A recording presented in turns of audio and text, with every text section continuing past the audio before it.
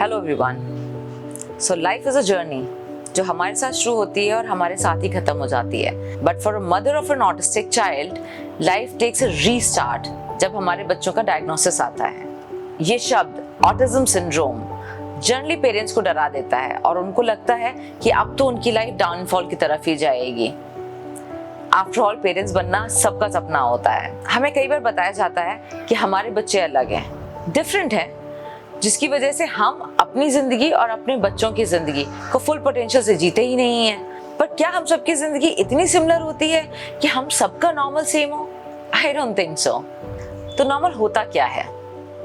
Autism diagnosis is like a road map, जिससे हमें पता चलता है कि हमारे बच्चों का नॉर्मल क्या है और हमें ये भी पता चलता है कि वो क्या क्या अचीव कर सकते हैं और शायद वो क्या अचीव नहीं कर सकते हैं। पर इसका मतलब ये भी नहीं है कि हम ट्राई ही ना करें। थोड़े बाद में मुझे समझ में आया कि ऑटिज्म की समझ होने की वजह से मेरा विजन और ज्यादा क्लियर हो गया और मैं समर को ज्यादा अच्छी तरह से समझने लगी, so that he can become the best version of himself। Summer almost सब कुछ कर सकता है, लेकिन उसका करने का तरीका अलग है।